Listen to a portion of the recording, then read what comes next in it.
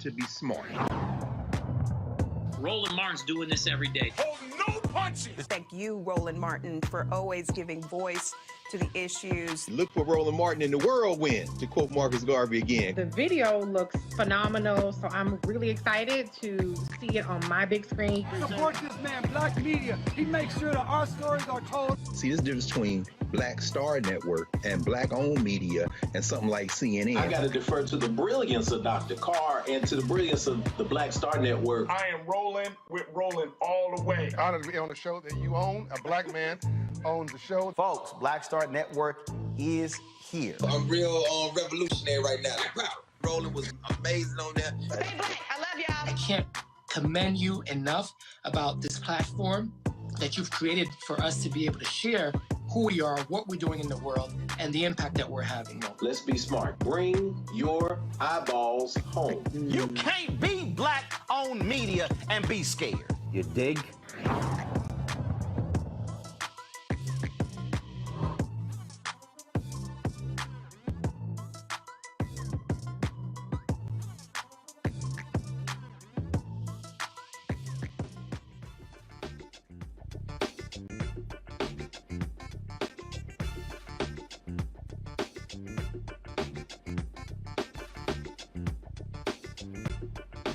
It's Thursday, April 21st, 2022. I'm Reese Colbert sitting in for Roland.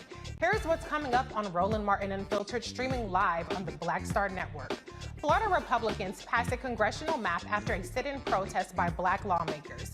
That new map, backed by Republican Governor Ron DeSantis, gives the party a significant advantage in November's elections by eliminating 2 majority Black districts. We have 2 Florida lawmakers who participated in today's protest and a voting rights activist on the show tonight. A Nevada state senator is giving up her state Senate seat. She's focused on becoming the next mayor of North Las Vegas. Pam Spearman will discuss why she's the best candidate for the job.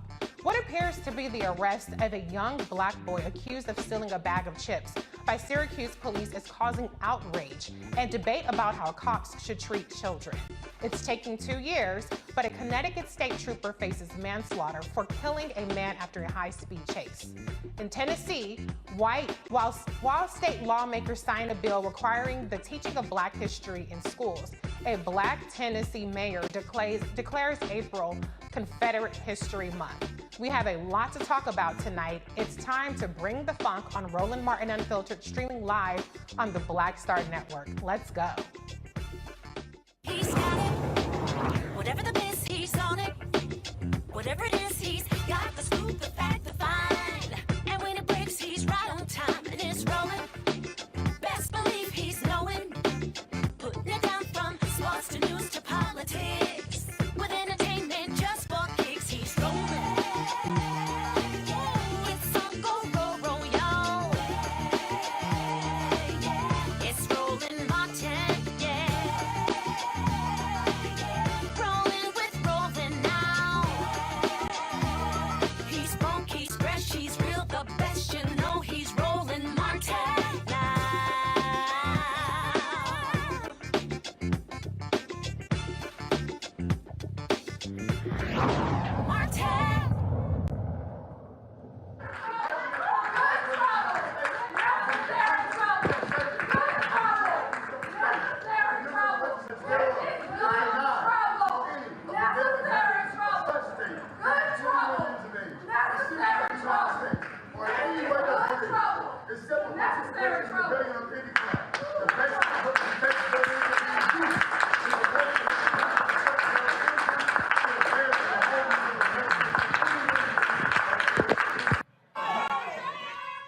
That was the scene today on Florida's House floor. Democrats shut down the special session to approve a new congressional map Governor Ron DeSantis demanded lawmakers pass. The new congressional map passed in a 68-38 party line vote. DeSantis' map carves up a Black-held congressional seat. Some say it will diminish the state's Black representation in the U.S. House and benefit Republicans. It now goes to the governor for his signature. Joining me now are Florida State Representatives Tracy Davis and Angie Nixon. Tracy and Angie, Representatives Nixon and Davis, I should say, thank you for joining us. You both were part of this demonstration today. Can you just give the viewers a little bit more insight into what led up to this fight and the implications of this congressional map now in Governor Ron DeSantis's desk? Yes, for sure. So first of all, thank you for having us. So what we witnessed today was a direct attack on democracy after taking part in good trouble, necessary trouble, a peaceful sit-in. We saw that the will of an ambitious governor just, it played out before us today. And so what we have here in Florida is an ambitious governor who cares no more about being governor of Florida, but he is making a play to be the president of the United States. Governor DeSantis is a bully, and he is attacking Black people, and he is doing it on the backs. He's doing it on the backs of all Floridians. This map is unconstitutional. It is illegal, and it is eliminating 2 Black congressional seats. And this, again, is all because he wants to ensure that his party stays in control. Right. Do you have anything else to add to that? Yeah, this was, and thank you for that. This was just a culmination and the last straw. Over the last 2 sessions, it has been a complete attack, like my colleague said, on Black people, from the individual freedom bill, the Stop Woke Act, to the elections bills that we've dealt with here in Florida, to just the Don't Say Gay bill, to also the anti-protest bill. So today was all about the last straw and just making sure that Black voters understood we heard them, we were with them, and we're going to fight alongside of them. And that's what today was all about. I want to bring in Brent Frazier, who is president of the North Side Coalition of Jacksonville. But before I get to you, Ben, Representative Davis, can you just talk a little bit about the fact that because of Governor Ron DeSantis' obstruction of a special election, much of the Black representation in the state legislature went vacant for a good portion of the legislative session. For those who are not familiar with that, can you talk about even how Ron DeSantis has already disenfranchised the voice of Black voters in the state? Absolutely. We had an election in Broward County, and that election left many of our Broward County residents in that part of the state missing representation. And that all had the remnants and the fingerprints of our governor not calling for an election to make sure those voters were represented while we were here doing the business of Floridians. And so again, this governor has just put his fingerprints all over making sure Black voters do not have a voice in this House. Right. Ben, I want to ask you a question because, we've seen a lot of these moves, as both representatives have detailed, that Ron DeSantis has done. And it seems to me that while everybody's paying attention to the Disney special district, there hasn't been enough attention on what's actually happening with this congressional map. Can you just talk about the importance of the demonstration that we saw from those who protested, including the representatives, this illegal gerrymandered congressional map? Can you talk about how it's important to have protests, even if the end result feels like it's inevitable? Well, I should say first off that we are so very proud of these representatives. This was an unprecedented move, a direct action protest on the floor of the Florida House. This is the kind of bravery and the kind of courage that was symbolized by John Lewis when they crossed the Edmund Pettus Bridge. You understand that experts will tell you that this redistricting is about statistics, numbers, metrics, but I'm here to tell you it is a lot more than that.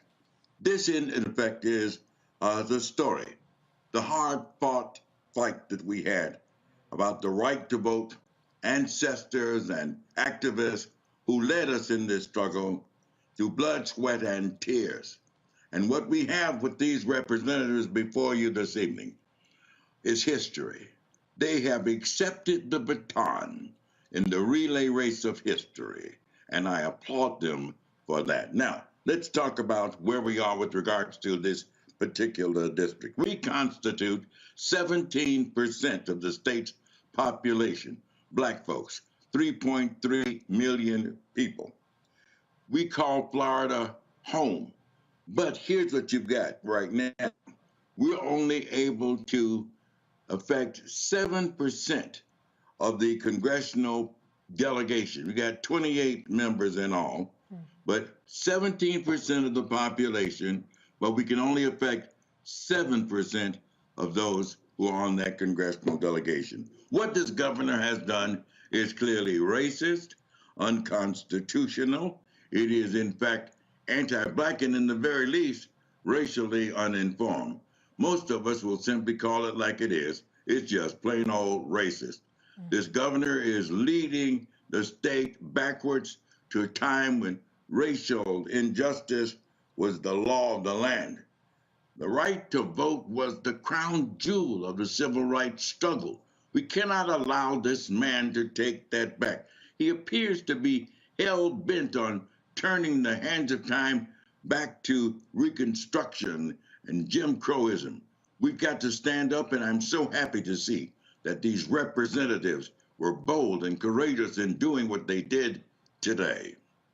Absolutely. I think that it's an incredibly bold and important move because there needs to be urgent attention paid to Black representation in the state of Florida. Representative Nixon, though, one of the things I noticed in the discussions, in particular what the Republicans are trying to couch this as, is that it's actually discriminatory to take into account Black voters and the percentage of Black voters in a particular district, and that itself is racial gerrymandering. What's your take, or can you just explain the hypocrisy or the doublespeak that's happening to try to make it seem like what they're doing is actually less discriminatory than the congressional maps prior? Yeah, so it's the hypocrisy and the inconsistency for me, right? So they always change the rules to fit their narrative, always.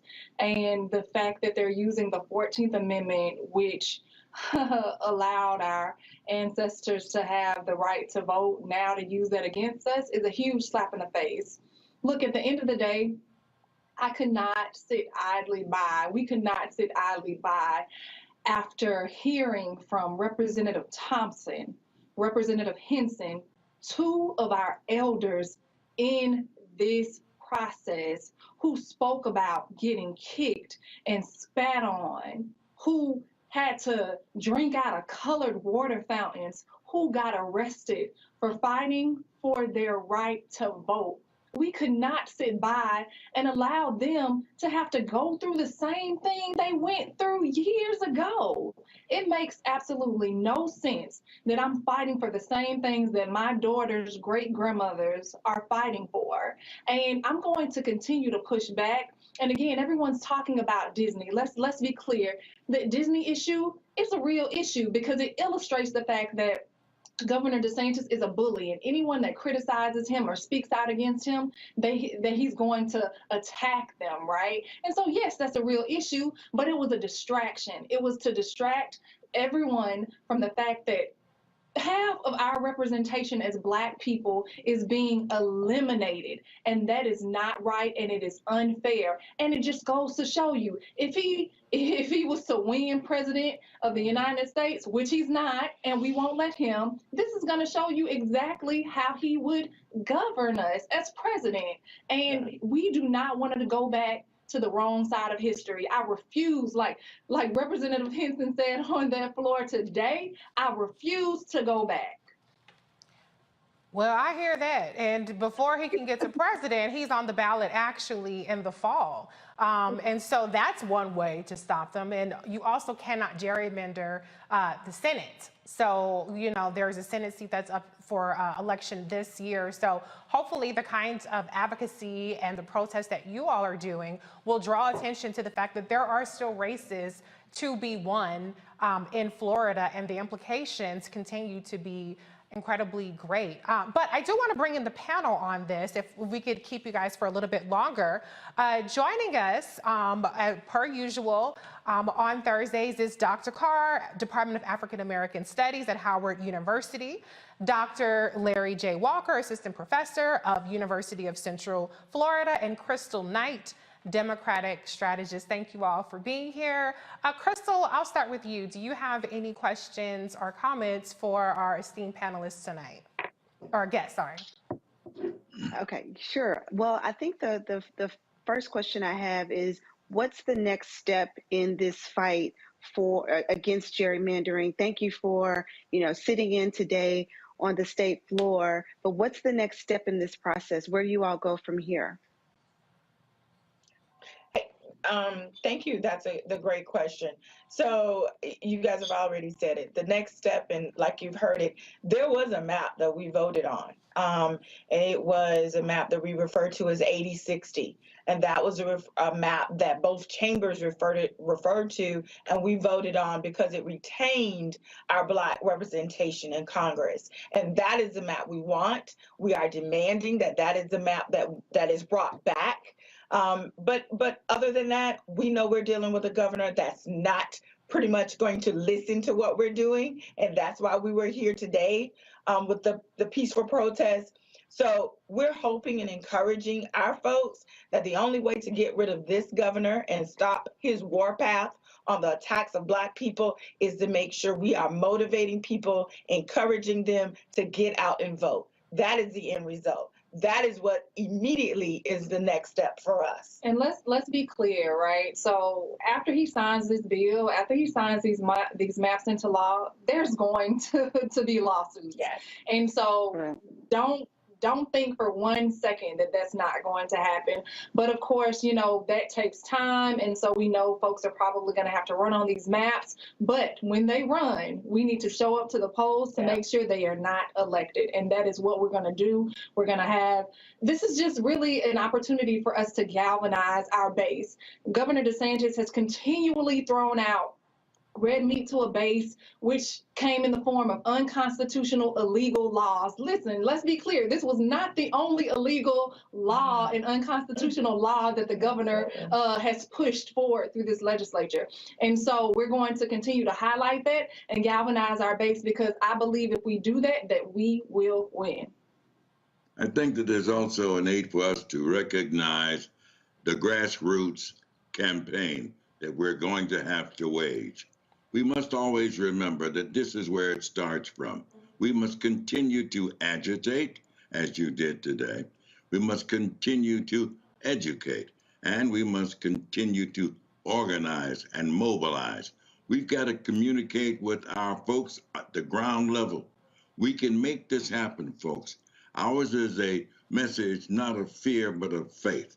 We start here, but we're going to end up there. We will rise. As the saying goes, the arc of the moral universe is long, but it bends towards justice. We must continue our struggle until victory is won.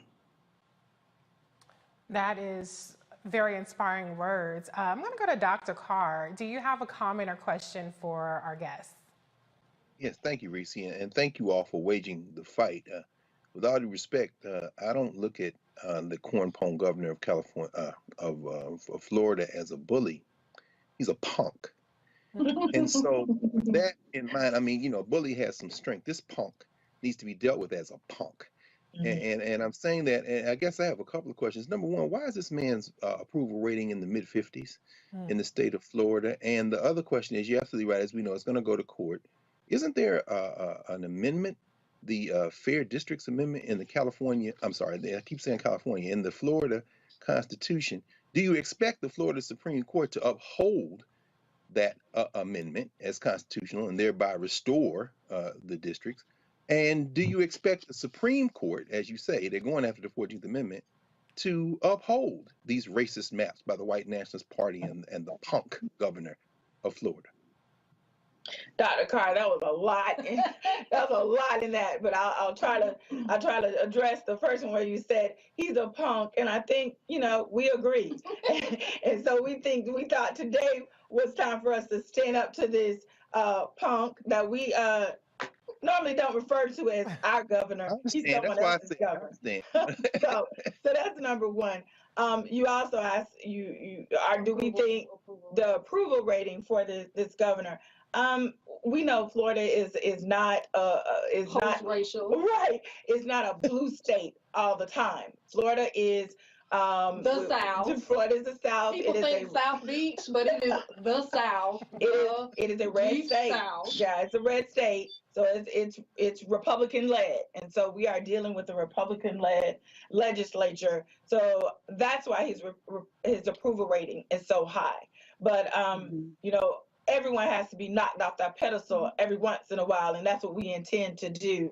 And as far as the courts, we know this is going to be litigated. We actually know this is going to be several lawsuits, but the courts have not necessarily been friendly when it comes to democratic outcome.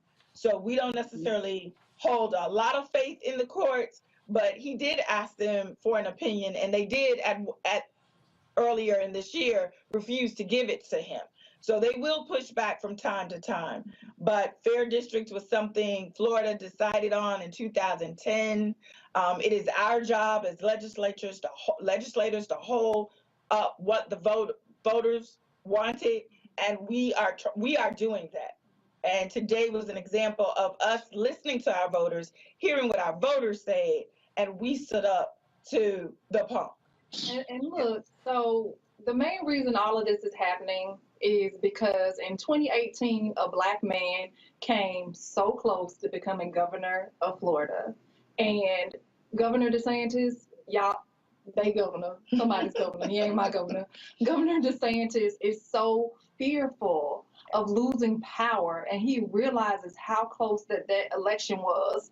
And so, again, I know it sounds we sound like a broken record, but it's real in regards to the fact that we are going to motivate voters. The only way we can get out of this is if we turn our people out to the polls. We are able to retain judges or to get rid of judges by voting for our state Supreme Court. And so that's what we're going to have to continue to push people to do, to get out and vote.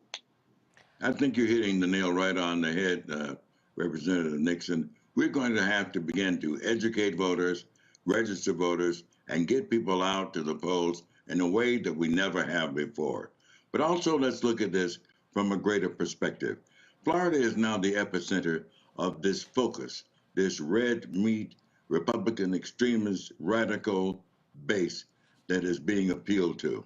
We need folks who believe as we believe to join us here in Florida to fight this fight. We're calling on people across this country to join us as we mount forces to fight these people who are trying to continue attacks on blacks. We've got to stop it. It's unfair. It's unjust. It's simply not right. This governor is trying to lead us backwards and trying to turn back the hands of time. We need your help wherever you are. Join us here in Florida to help us fight this fight. There definitely needs to be an all-hands-on-deck situation because this is the blueprint.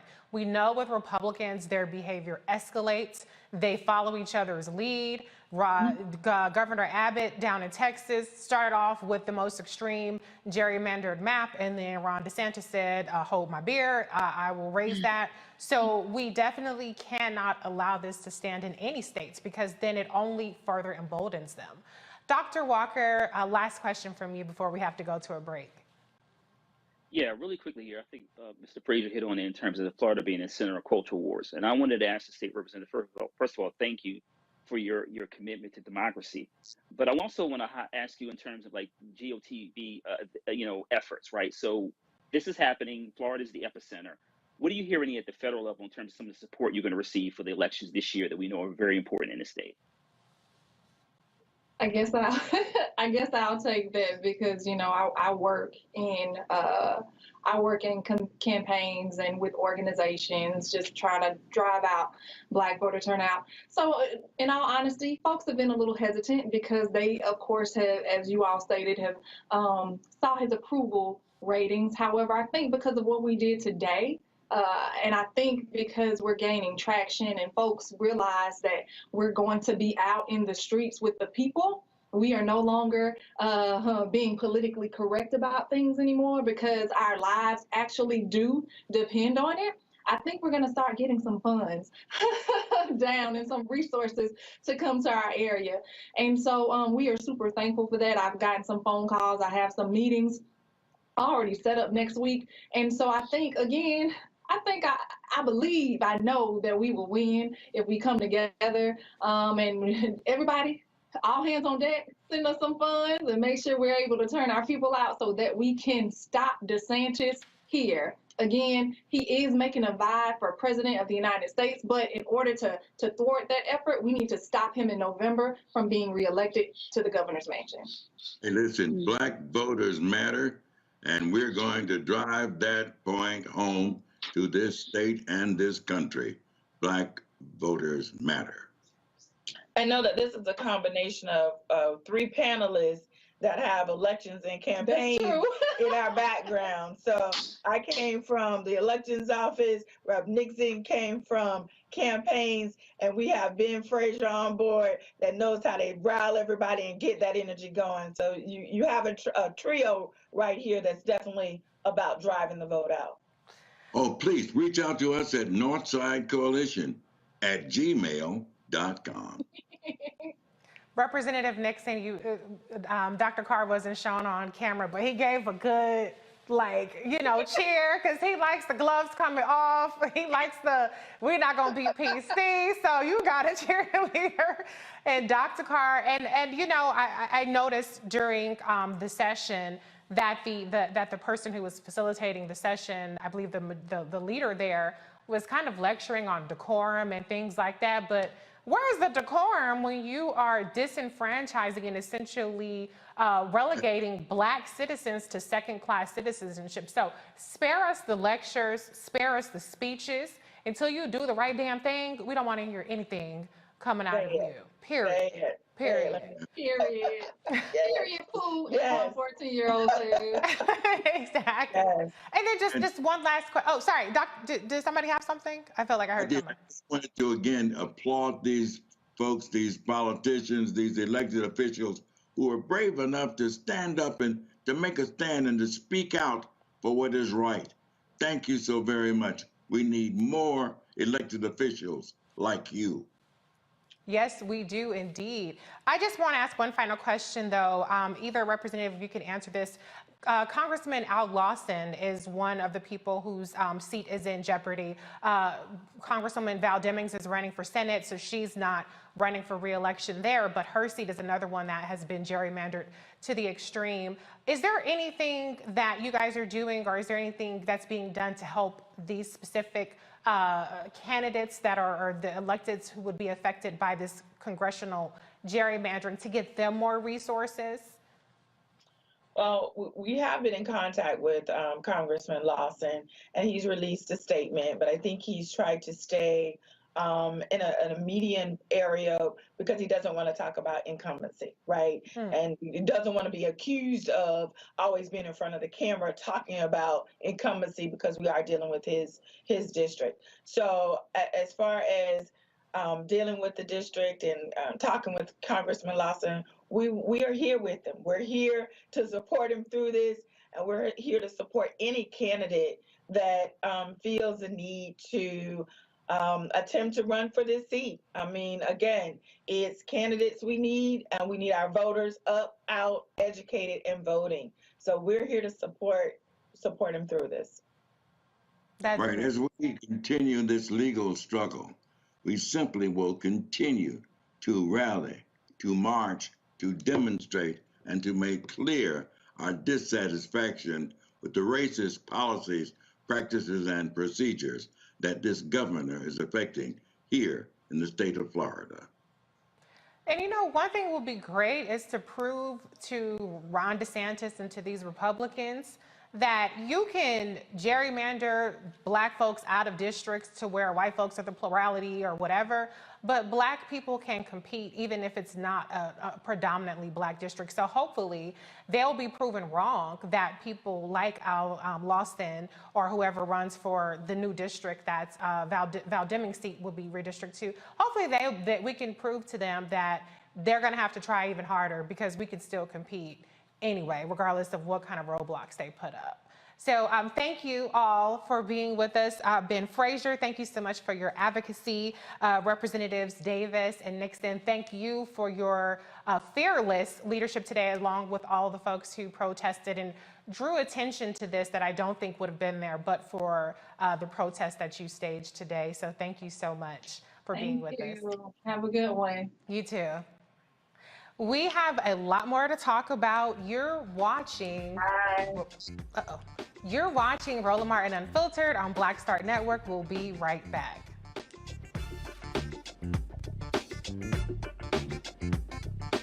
I'm Deborah Owens, America's Wealth Coach. And on the next Get Wealthy, you'll meet Jandy Turner, who took her love of sports, expanded her network, and created a thriving business. I settled on developing a golf event planning business, which in and of itself has been very viable for me. One of the things that I've learned from producing hundreds, if not thousands, of golf tournaments is that business gets done on the golf course. All on The Next Get Wealthy, only on Black Star Network. Pull up a chair, take your seat. The Black Tape with me, Dr. Greg Carr, here on the Black Star Network. Every week, we'll take a deeper dive into the world we're living in. Join the conversation only on the Black Star Network. Hey everybody, it's your girl Lunel. So what's up? This is your boy Earthquake. Hi, I'm Chaley Rose, and you're watching Roland Martin Unfiltered.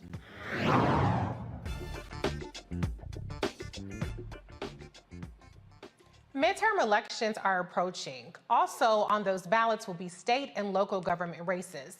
In Nevada, State Senator Pam Spearman is running to be the next mayor of North Las Vegas. Her platform consists of issues surrounding economic development, healthcare, and the LGBTQ community. She joins me now from Las Vegas. Welcome to the Roland Martin Unfiltered Show, Senator Spearman. Thank you for being here with us tonight. Oh, thank you, Reese. It's a pleasure to be here. And, you know, I was listening to the last segment. I'm fired up. Yeah. I'm fired up. Yeah, we got work to do. Yeah, absolutely. So I want you to set the stage for the viewers out there and just tell us the state of the race down there in North Las Vegas. I know that there are some interesting things that people will be interested in. Like, for instance, you have an all-Black field of candidates that are running to be what would be the first Black mayor of North Las Vegas. Another interesting part is that the current mayor is actually a Democrat who changed his party affiliation to Republican to run as a Republican candidate for the governor race down there. So tell us a little bit about the state of the race in North Las Vegas as you see it today. Well, thank you. It is quite interesting, and I think probably one of the most interesting aspects of this race is that the only demographic that is in the race are Black people. There should be sure there are some really nice people in the race. I just have a real different opinion than the other 6, I think it might be 7. I believe that I really am the most qualified for the race. Let me say a little bit about the current mayor changing parties. I look at it like he simply took off the mask. He realized that October 31st was long gone and took off the mask because most people knew already that he was indeed a Republican. As a matter of fact, he is the one that was in the seat that I won outright in 2012. And Democrats rallied around my candidacy then because they wanted, quote, a real Democrat to represent them. The race that we have now is myself. There is a city councilwoman who's in the race. There are a couple of veterans. And then there's someone who is an entrepreneur. And as I said before, all of them are good people. I just have a difference of opinion in terms of their qualifications versus mine. I know that not only am I ready on day one, but I've got the kind of vision I know that I can cast and get people to come on into this tent, if you will, so we can move our city forward. For years, North Las Vegas has really been kind of like a stepchild of Las Vegas. There are more than 40%, 42, 43% of the households here who are either service workers or members of some type of a union. Yet, when you look at what happened during COVID, North Las Vegas residents were hit really, really hard. And there have been some opportunities to help the people who lost their jobs, who were downsized, people who are losing homes, people who can't pay the rent, all of those sorts of things. There have been some opportunities to do that, but the current administration has chosen not to. And recently, not only have they chosen not to do something in COVID, but there is a real issue with one of our historically Black communities. It is a community that was established when segregation was here in Las Vegas, and that is Windsor Park. I had an opportunity to walk and talk to those people who are over there, to the residents over there. They simply want to hang on to their homes. These are people who live in the house that their grandparents bought. These are people who live in the house that their great uncle or aunt bought. These are the people who look out across the street and they see this is the street where they had their Easter egg hunt. That's where they played stickball, all those sorts of things.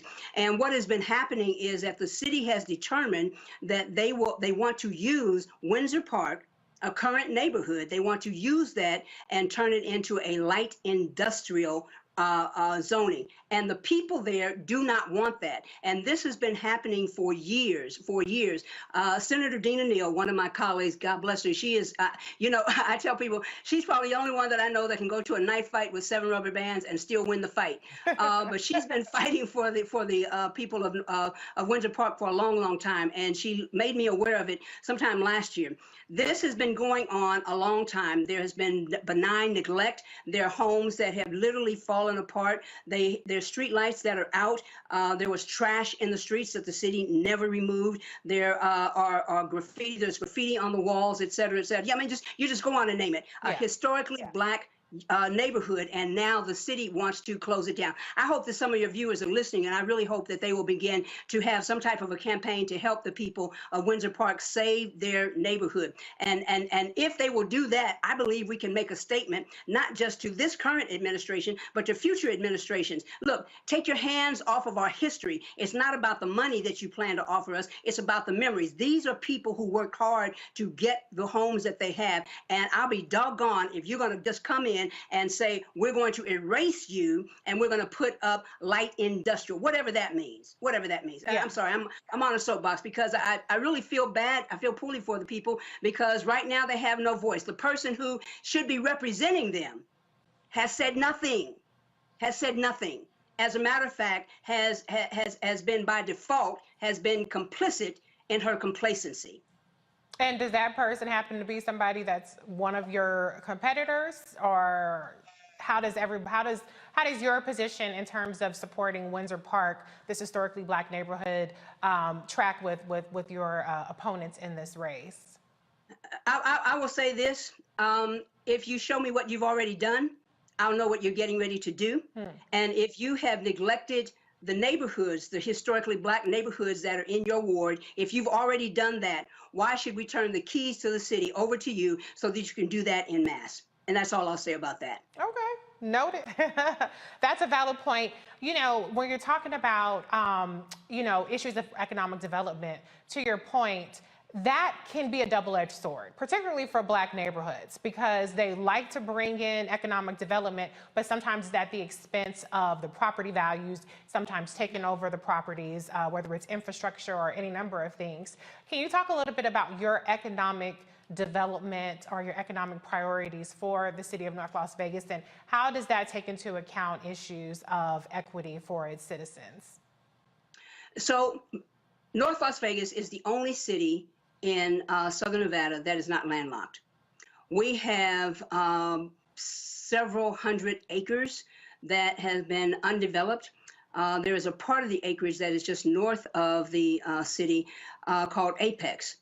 Economic development for me means to diversify using apex, using the land that is already there, not going in and tearing down neighborhoods. We have a company, Air Liquide, which is a hydrogen fuel cell company. They're headquartered in Paris. They're already out there. We have Neuro, which is an artificial intelligence company that I'm sure the people who are in Houston, I know that you've seen that. So we have an opportunity here to look at an ecosystem, an economic development ecosystem. Those plants are already here. But here's what I intend to do as mayor. I want to look at those other industries that are on the periphery and invite them to come. And listen, Reese, I'm not just talking about it. I've been about it. I can pick up the phone and I can call people that I've met while I've been in the Senate, from national to international. I can pick up the phone and I can call people who I've worked with when I worked on my doctoral degree, and my research was in global energy policy. So I'm not just talking about something that's out there and we can never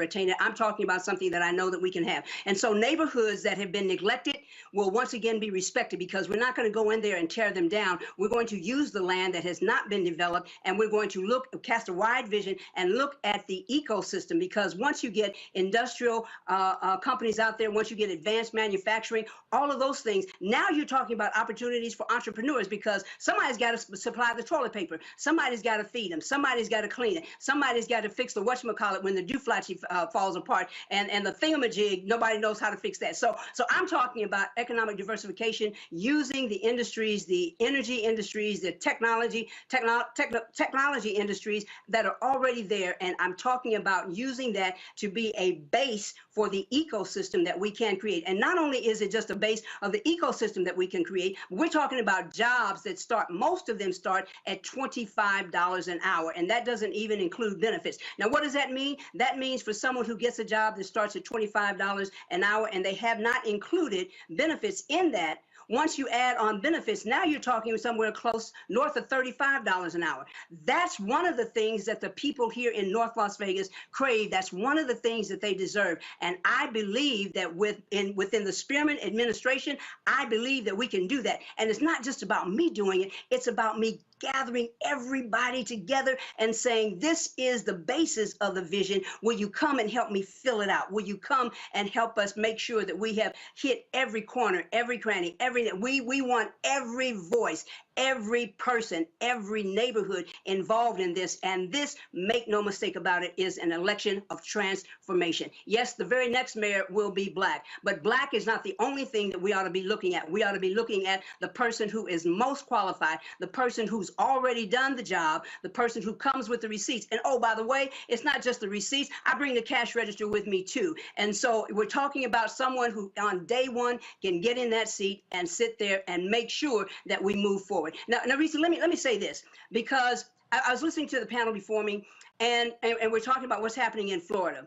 I hope everyone realizes that Florida is a microcosm of the political platform and plan that will be used in 2024, because you're looking out and you're seeing people who look like us. You're seeing people who may even talk like us, but they are not about us. I think it was Zora Neale Hurston that said, all my skin folk ain't my kinfolk. And so the Republicans are co-opting many people in the Black community, and I don't know how they're doing it. You know, the thing that comes to mind with Easter being last Sunday, the thing that comes to mind is, what are you going to get for those 30 pieces of silver? Once you sell your neighborhoods out, once you sell your people out, once you sell freedom out, once you sell equality out, what are you going to get for those 30 pieces of silver? And so I hope that people all across the country, to include here in Nevada, recognize that Republicans are playing in every race, every election, every race, every seat. That's what's happening. And just because they have gotten someone from the Black community, from the brown community, from the LGBTQ community to come, and they've co-opted them,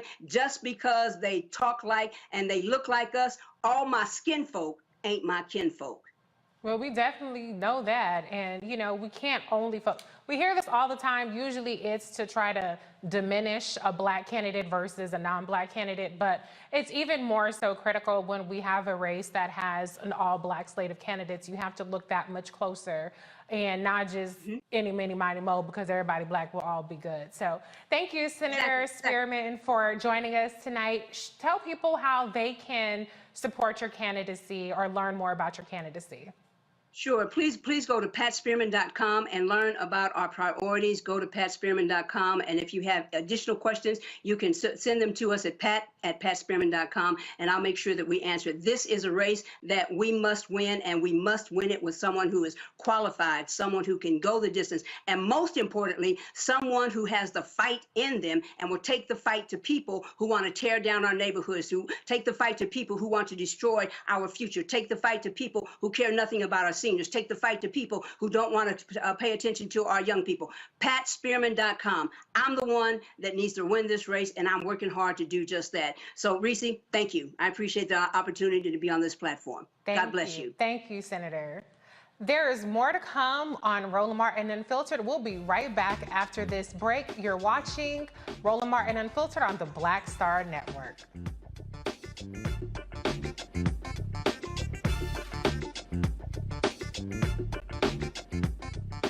I'm Dr. Jackie, and on A Balanced Life, it takes a village to raise a child, and truer words have never been spoken. If you're raising a child, you know that it's a blessed challenge like no other. Even more so if your child has a disability. We'll talk to parents and our expert panelists about the best way forward for your child to help you maintain your own sanity on A Balanced Life with Dr. Jackie on Black Star Network.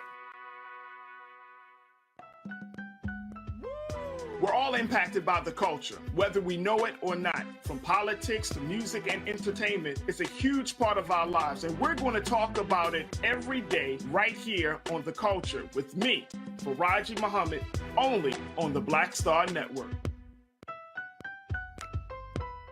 Hey, I'm Arnez J. Black TV does matter, dang it. Hey, what's up, y'all? It's your boy Jacob Lattimore, and you're now watching Roland Martin right now. Stay woke.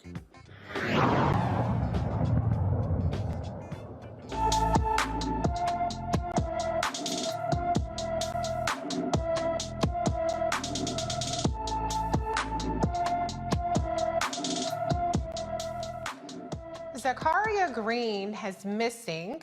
She is 5'2". She weighs 135 pounds. Her hair is black. Eye color is brown. She's missing from Los Angeles, California, and she's been missing since September 9th, 2021. The 18-year-old Los Angeles native, I already read all that information. So if you have any information about Zakaria Green, you should call the Los Angeles Police Department at 877-275-5273. A viral video sparks public outrage showing Syracuse police seemingly arresting a young black boy for allegedly stealing a bag of chips. Take a look. What is y'all doing? What is y'all doing? Guess. Take a guess what I'm doing. Hey, he look like a baby to me. Why you? Guess what I'm doing. I don't know what you doing. I just see you snatch him up off the. So what? So what's going on then? You're stealing stuff. If he breaks into your house to steal something. Nah, man. What he selling, a bag of chips? So y'all treat me like a whole cold-blooded fucking killer? Keep walking, dude. You don't even know what you're Keep walking. I do. I know what I just came up and see. I know the fuck I just came up and see. Okay, what did you see? I see y'all snatching him up a bike like he a fucking grown-ass man. Ain't he saying it wasn't him? Fuck is y'all doing? That's crazy. How old is he? 10 years Fuck is y'all talking about, man? That's against the law. Fuck is y'all doing? You cannot put that. What is y'all doing? Take the fucking chips. If he stole some chips, I'll pay for him. I'll pay for him. You don't even know where he lives. Y'all just throwing him in the fucking car. That's what they do. They come here. Fuck is y'all doing? Leave him alone. Show camera. That's all we can do. He a kid. Folks call the officers' actions extreme. Syracuse police released the statement about the incident. We are aware of a video being shared on social media involving several of our officers and juveniles accused of stealing from a store on the city's north side. The incident, including officers' actions and body-worn cameras, are being reviewed. There is some misinformation involving the case. The juvenile suspected of larceny was not placed in handcuffs. He was placed in the rear of a patrol unit where he was directly brought home. Officers met with the child's father and no charges were filed. I'm going to bring in the panel on this one. And before I have to say, you know, the language in this statement is troubling. And it just shows the criminalization stance, posture they're taking towards a child, larceny, and referring to handcuffs. And, well, he wasn't handcuffed. So fucking what? You had this little boy who was hysterical, crying with his arms behind. I've had my arms pinned up behind my back by a cop before, okay? And I woke up the next day and my wrists were very much swollen and injured. And so this whole notion that just because they didn't handcuff the boy, that's okay. No, the hell it is not okay. So there's just problematic language in this statement beyond even just what we saw with our own two eyes. Crystal, I'm going to start with you. What is your reaction to what we saw on video and to the Syracuse Police Department statement? Yeah, I think I want to first start with what we saw on video, and it's very disheartening. And, you know, we continue to see cases like this over and over again where police are, you know, violently aggressing Black children, Black men, Black women, and brown victims as well here in America. The other thing that I want to bring up is that we talk about, or the statement talks about, that the child was not arrested, but the mental health of this child is already damaged just by this incident. And that's something that always gets lost in this, you know, police and victim, you know, conversation. We don't talk about the mental health that we are putting people through, the trauma that we're putting children through just by being arrested. This is something that this young boy will remember for the rest of his life, and he will have this you know, unnecessary association, or this violent association with policing in this country, not only because of the experience that he himself has gone through, but what others have gone through as well. And we continue to see these, you know, instances happen over and over again. And it really reminds me that the George Floyd Policing Act, it still has not been passed. It also reminds me that criminal justice reform, which is something that the president championed when he was, you know, running for office, that still has not been addressed. And so many of the things that the Black community is asking out of this administration, they continue to happen over and over again because they have not been addressed legislatively. Law has not been codified to make sure that Black people are protected from police officers in this country. And so until it does, we will continue to see more and more cases like this arise. That is true, but I think Dr. Carr would argue that you can't train humanity or cops seeing the humanity if that's not their posture, which we pretty much know it isn't from looking at that video. Dr. Carr, your reaction to what we just witnessed? I agree with you. Yeah, of course, Reese. Yeah, and while we continue to fight, as you say, Crystal, we recognize that these officers were not behaving incorrectly. They were doing what they are expected to do, which is terrorize our people. The long reparations movement does not characterize the system that we live under as the criminal justice system. They call it the criminal punishment system. And those two punk cops, those hunters, those patter rollers, who have no fear, who are under no accountability, were terrorizing a child. And fortunately, there were adults. We heard the brother who intervened with the cell phone there, the video. And as you say, the patter rollers, the terrorists, the domestic terrorists, the occupying army, and look at this punk. What if he was in your? What if he was breaking into your house? You punk. You punk. You're right along with Andrew DeSantis. All you white nationalists, you just don't have a hood. In fact, your KKK hood is your little punk ass knit cap, and with your you know, whatever drugs you've taken to pump yourself up in the gym in between your shifts. But the response of the police department is to be expected. This is nothing they had to draft. In other words, we know it's almost as if, in fact, they have a stock book So the first reaction is, this is incomplete. This doesn't tell the whole story. And then they try to act as if their criminal behavior wasn't criminal behavior. He wasn't handcuffed. He was detained. See, the only time this is going to stop is when you put your hands on a child and then you perhaps don't have hands. I know that's right.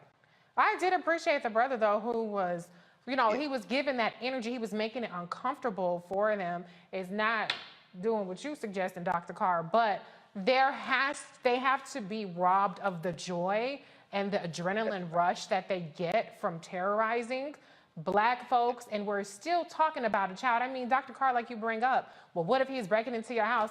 I might grab a switch, or I might grab a belt and whoop his ass, but that'll be, you know what I'm saying? Like, I would call up his parents. Where's your mama at? Where's your daddy at? Who is even calling the cops? I was looking so hard to try to find out, how did the cops even get involved?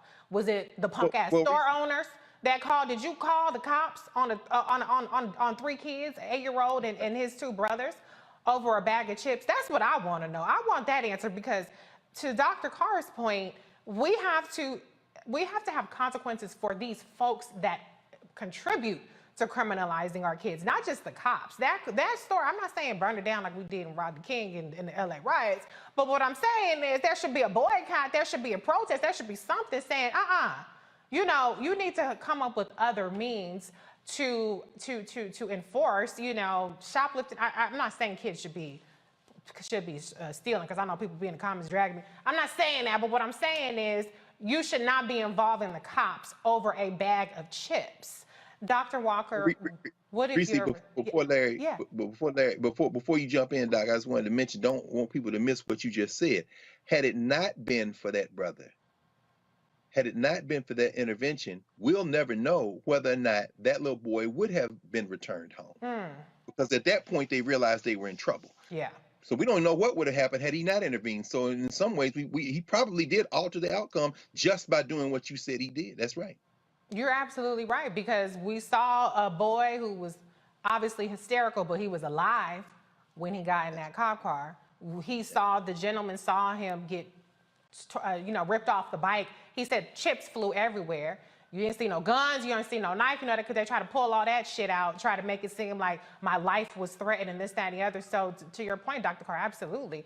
That could have saved that young boy's life. And I hate to even think about that as a scenario, but you're right. Dr. Walker, your response. Yeah, so Reese, you know, this is part of a larger issue, how Black people are dehumanized, right? So we talk about, you know, TV, movies, etc., you know, music videos. Black folks are dehumanized. And so we would talk about the language they use, larceny, in the press release. And so we also talk about the criminalization and trauma, how Black males and Black folks in general are traumatized. This young brother has been criminalized at an early age over, assuming it's a bag of chips. You heard the brother say that he would pay for the bag of chips. But like I said, we need to have a broader discussion about just how society abuse Black folks. We see also that a lot of research out there shows that Black children are seen older than they really are when it comes to general society. And that's another added issue that Black children have to deal with. They're seen older than they really are. So to snatch up this young brother off a bicycle, who's a child, my child, or anyone else in this panel, right? Yeah. So to snatch him off a bike and treat him like that, he criminalized him at an early age. And once again, this is a part of the larger issue of how Black folks are viewed in our society. People don't see our humanity. And when you don't see someone's humanity, whether you're snatching them off a bike or snatching their voting rights, you don't have a problem with it. Yeah, you're absolutely right. I mean, we say it, I feel like I say it every week. If Dr. Carr doesn't say it, they have a no humans involved approach to policing Black people, including children. I mean, this is part of the reasons why I'm not saying people can feel how they feel about defund the police, but one of the, initiatives of defund the police is to change out police officers from schools, because to your point, Dr. Walker, they tend to over-police Black kids, think of them as adults, and abuse them in a way. I mean, we've seen this because this guy just so happened to be walking down the street, but this kinds of stuff is happening in schools everywhere, and they're labeling kids as troubled kids or disruptive or whatever the situation may be. So we have to really do better by our children. Before we move on to the next story, Crystal, I just want to go to you because there was one specific word in this police statement that really pissed me off. And it was referring to what has been out there as misinformation. I am adamantly opposed to misinformation. I spent so much time combating it. What we saw was not misinformation. We saw with our own two eyes what this little boy was subjected to, which is unconscionable, knowing that the accusation was that he had a bag of chips, allegedly. That may not have even been true. Can you just talk about, and Dr. Carr also mentioned this a little bit, just the way now that, words like misinformation or, how he said earlier, well, what happened before or what happened after are really being used to undermine accountability for these police officers. Absolutely. So what we know right now, based upon the case or the video that we saw, we know that the police officers roughly handled this child. They were very aggressive. They were also very terrorizing and traumatizing to this young child. One of the things that we've seen police departments do across the country, they are co-opting the language of activists, right? So they're co-opting this whole notion of misinformation and disinformation because it sounds good, it's catchy, it's the smart thing and the savvy thing to say right now, but there's no misinformation or disinformation in what a video has shown. And so what they're essentially saying is, are you telling me that my eyes are lying based upon the video that I saw? And so we continue to see police departments do this because they're protecting the blue. That's one of the things that's embedded deep into the culture of policing in this country, is that they protect their own. And even when they're wrong, they tell you that something is right or something is wrong to make you believe over and over again that what you saw wasn't true. And so we've seen this happen throughout history. We saw this happen in 2020 with the big lie. If you continue to repeat something, if you continue to state something over and over again, people will begin to question, well, did I really see what I saw? Is it really true what that thing is? And so that's why they use that term. And it's no coincidence that they use it. They're using it on purpose because it's a language that we are hearing activists and people who are quote unquote progressive use about misinformation and disinformation. They're now just using it against something that was illegal that they did. You're absolutely right. I think that's such a good point about how they are co-opting the language. You're co-opting the language of activism. So you're hearing what they're saying, but you ain't doing a damn thing better in what they're demanding. So they need to work on that part. But let's move on to our next story. In Connecticut, in Connecticut, a state trooper is charged with manslaughter for the 2020 fatal shooting of a Black man. Trooper Brian North turned himself in to the state inspector general Tuesday night. North fatally shot Mubarak Suleiman in January 2020 after a high-speed chase. Suleiman was still in the driver's seat when he was shot. North posted a $50,000 bail, was placed on paid administrative leave, and his police powers were suspended. The Inspector General's officer's report said the shooting was not justified, even though North had told officials that he feared Suleiman would attack other officers with a knife. In Ohio, a former police chief pleads guilty to trafficking machine guns. Dorian LaCourse entered a new plea agreement to 3 charges: conspiracy, making false statements in records, and making false statements to the ATF. He helped 2 Indiana gun dealers sell machine guns from 2015 to 2019. LaCourse initially pleaded not guilty in 2021. The other 2 men involved also pleaded guilty. I'm going to bring in the panel before we go to a break on these stories. Starting with you, Dr. Carr. We see the gambit, at least 2 stories here, where there is some accountability, maybe potentially at least some charges for some police officers. The one thing I want to point out, though, for the Suleiman case is, nobody can argue that he probably shouldn't have been involved in a high-speed chase.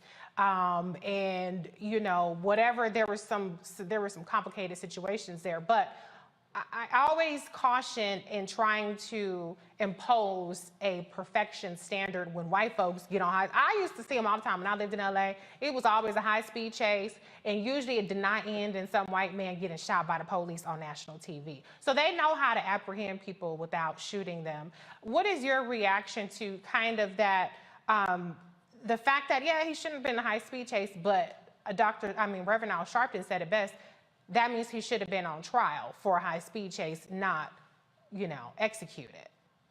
That's absolutely right. Well, Reese, I think you've articulated very succinctly and cleanly the standard by which we can measure progress. Would this have happened if the person had been white? It's very simple. And you're absolutely right. I mean, I think about young people, like my students, and, you know, the young people who scour the internet and post video after video on social media of belligerent whites in full-blown fistfights with the police. And you know, underscoring the point that you raised. I mean, this young man should be alive. Brian North got 2 more years of paychecks, and who knows whether he will be convicted.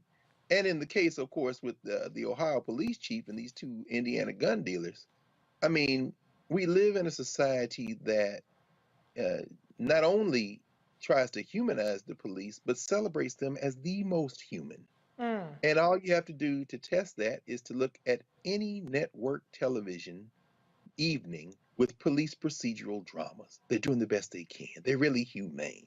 Yeah. These cats are straight up selling guns across state lines. Now, to use your model, make that 2 black Indiana gun dealers and a black Ohio police chief, and see how quickly they would have been snatched up and put under the jail. So I think you've already framed it. Just switch the races and play out how it might play. And I think there's the answer. You framed it for us.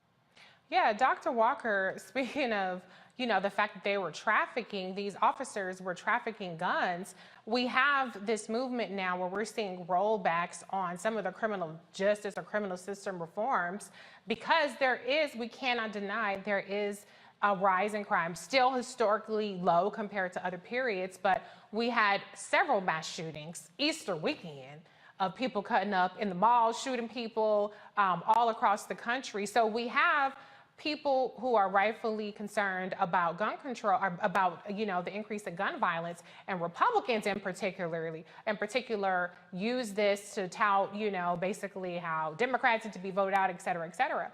But then you have cops trafficking guns. They put hundreds of guns out on the streets, and these guns were supposed to be, now you could argue, I don't know if cops need to have assault rifles and these high capacity, you know, weapons either, but these are the weapons that are intended for police departments, and they're putting it out there on the street and making a crap ton of money behind it. What's your reaction to that part? Yeah, so, you know, Reese, I think the conversation, the rhetoric on you know, curbing gun violence is interesting, particularly as it relates to this case, right? So President Biden's talking about ghost guns. The mayor of a city like Baltimore talked about ghost guns. You've heard that conversation about ghost guns in various jurisdictions throughout the country. But you compare that with this case in Ohio, when they are just out trafficking, right? So that's what they're traffickers, right? Yeah. They're not law enforcement anymore. They're traffickers. So it's always interesting in terms of language we use when we describe people, right? Because they're not officers. They're not following the law, and they did this purposefully, right? So they knew what they were doing, and then they made money off of it, right? So they're gun traffickers. So I think, once again, when it comes to these kinds of issues, first of all, like I said, we had to talk about police reforms, right? So we've been talking about this for years, and we talked about it. My colleague talked about it in the last segment in terms of some of the police reforms. But we constantly are seeing these stories about law enforcement not only taking advantage of citizens, but taking advantage of systems in place to ensure we don't see this kind of corruption. That's the other word we should be using, is corruption. And I think that when it comes to Democrats in particular, when they talk about some of the language that we use, we have to be more purposeful in calling what it is. Call it corruption, call it, you know, they're trafficking in guns, and it's contributing to violence in our area. So we got to say that, because it's really important to use that language, because what's happening is frequently they're not using that language.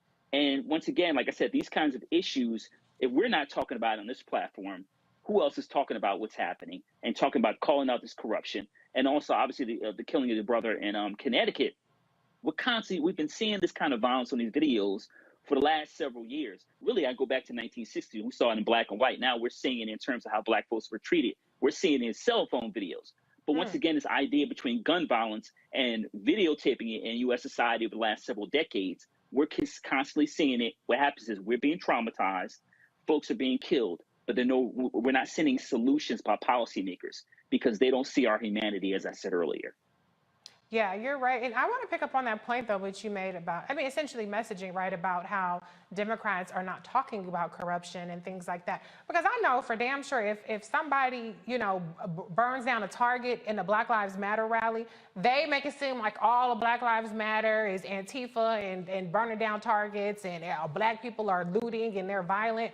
But then you have cops that are trafficking guns and it's a few bad apples. So we definitely lose the messaging war or the conversations about really moving the needle and talking about how widespread this kind of behavior is, because essentially they use their position to gain access to something that they weren't supposed to have. So what other kinds of things are these cops getting access to? And then they're profiting from it by selling it for exponentially more money. But Crystal, I want to go to you. I don't know where you stood. I'm not trying to start no mess because I know I'm probably on the island over here. I don't know where you stood on Jussie Smollett and his, conviction, all that stuff. I'm not trying to relitigate that, but 2 of the charges that these officers are facing are making false statements. So I'm just curious to see how that part pans out, because when it was a black man, I ain't gonna say he innocent, but when it was Jussie, it was hundreds of, I think they spent millions of dollars actually prosecuting him over false statements. So all I'm saying is I want to see that same energy in prosecuting these gun traffickers for the false statements that they made. What is your reaction to both of these stories and the false statements part too?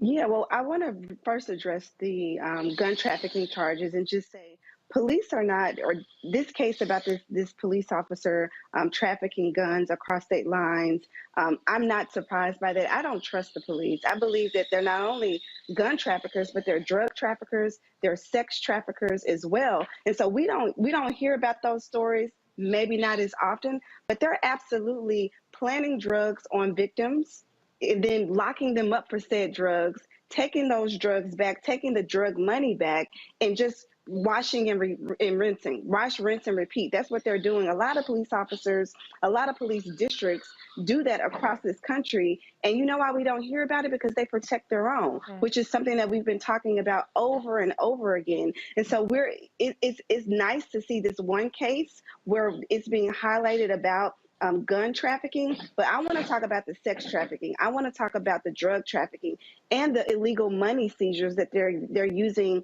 And a lot of these officers are also using the drugs that they're also seizing from these folks who are selling drugs. So that's a whole nother, that's another subject and topic. But I think as it relates to what happened with Jussie Smollett, that case is troubling. It's challenging. Obviously, I was actually on this platform speaking about it. And I think, whatever has played out in the case, that is absolutely what it is and how it's played out, regardless of if you believe Jussie or not. It's unfortunate if he were to make up that entire thing, but he has been, sentenced and held to a court of law. I think what we saw in Chicago, we saw prosecutors really make an example out of him. We saw prosecutors spend millions of taxpayer dollars trying to bring down a black man, when really what they should be doing is focusing on the education system in Chicago. What they should be doing is focusing on the high crime that they have in the city of Chicago. And so I'm not here to make any excuse for Jussie's behavior. I think it was inappropriate. I also think 2 things can be true. You can, you can prosecute someone for something that they did that was wrong. You can also hold your own accountable. And so as it relates to these police officers and what's happening in these other states, they need to be held to the same court of justice that Jussie was given. So give these officers the same money time, attention, and media that you gave to Jussie. So those are my feelings as it relates to this. We here, girl. That's all I'm saying. Give it the same energy. Let it be new. Everybody, CNN, MSNBC, breaking news. Let's give all that energy. But we talking about it here too. But I do. And let there be Saturday Night Live skits about it as well. Hello. We can't forget about that. Exactly. Come on. And that's how these people are disgraced, and they make all cops look bad, all that stuff. But before we go to the break, I just want to absolutely highlight the fact that you're talking about sex trafficking and drug trafficking. And these are real things. And in Chicago, they had black sites where they were having illegal interrogations. The problem, though, is who's going to investigate the cops? Because even it seems like at the federal level, they too busy looking at Marilyn Mosby's 401k. They're looking at Brian Benjamin, little 5,000, 10, however much he money. I'm not saying let black people get away with stuff. I'm not saying that. But what I'm saying is there are actual real abuses of power, corruption, as Dr. Walker pointed out, that are going untouched. And it's having real implications in terms of the violence and the degradation of our communities because they get free reign. So with that said, we're going to go to a break. You're watching Roland Martin Unfiltered on the Black Star Network. We'll be right back. When did you know that this is what I wanted to do? I think right after high school, because in high school I was in all the plays, but I was always funny, but I didn't know nobody would pay me for it, And then I saw Eddie Murphy. This was like '84 when I saw Eddie Murphy. Eddie Murphy was the hottest thing in the whole wide world, not just comedy. But anyway, he saved Saturday Night Live. If he hadn't started that show would be gone. He had done 48 Hours, Trading Places. His first Beverly Hills Cop could wear the hell out of a red leather suit, and he wasn't but 23 years old. He was rich enough to pee cream, and he got all that telling jokes. I said, shit, I've been funny my whole life. I didn't know people give you money like that, so I went and got some Red Fox albums. I went down to my mama's basement where I was living anyway, and I stood in that mirror and played them albums and them jokes until I could tell them like they was mad. Wow. And that started me doing jokes, and then I went and did comedy in the street. I was standing on State Street, tell jokes and pass my hat, and white folks would come up and just hand me money, and I liked it.